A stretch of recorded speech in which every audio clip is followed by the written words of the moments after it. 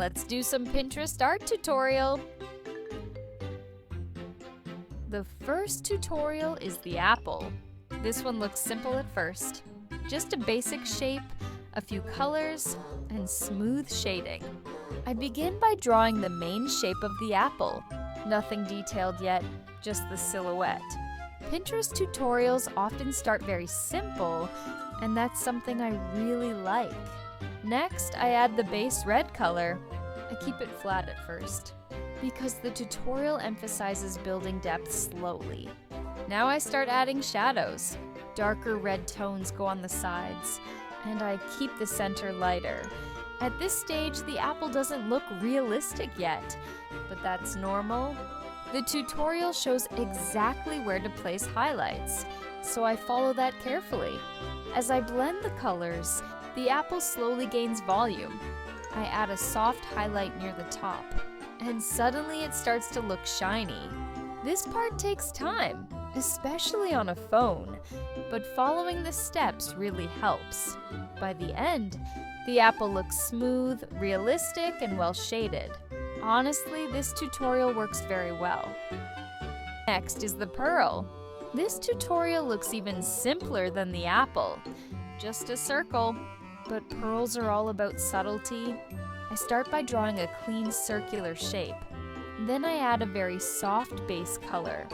The tutorial focuses heavily on light and shadow, so I slow down here. I gently add darker tones on one side, and keep the opposite side bright. Blending is very important for this one. Even though I'm drawing on my phone, the steps are clear enough to follow. I add a small highlight where the light hits the pearl, and a soft shadow underneath, little by little.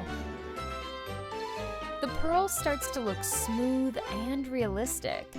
This tutorial proves that you don't need complex shapes to create realism. It's simple, calm, and very effective. Now we move on to the croissant. This one has more complexity. The tutorial starts with a rough shape, almost like a curved triangle. I sketch the base form first, then separate the layers of the croissant. Pinterest tutorials are very good at breaking things into steps, and this one is no exception. I add a warm base color, then slowly build darker areas between the folds. This takes patience. The texture is what makes the croissant look real. I follow the tutorial carefully, adding highlights on the edges and shadows in the folds. As the shading builds up, the croissant starts to look golden and soft. This is one of the most satisfying drawings so far. By the end, it looks realistic and detailed, just like the tutorial example. The last tutorial is the watermelon. This one is very colorful and fun. I start with the main triangular shape. Then I add the red interior and the green rind. The tutorial uses gradients, so I focus on blending the colors smoothly. Next, I add the seeds. This part requires precision, but the tutorial shows exactly where to place them. I add small shadows around the seeds to give them depth. Finally, I refine the edges and highlights. The result is a fresh, juicy, realistic watermelon slice. This tutorial works perfectly.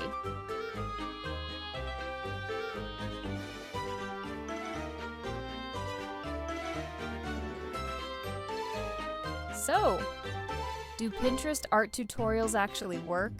Yes, they really do. All 4 tutorials were very good, clear, and well explained. By following the steps carefully, I was able to draw realistic results. Even though I was drawing only on my phone, these tutorials prove that you don't need expensive equipment to create good digital art. Pinterest tutorials are great for practice, learning shading, improving realism, building confidence.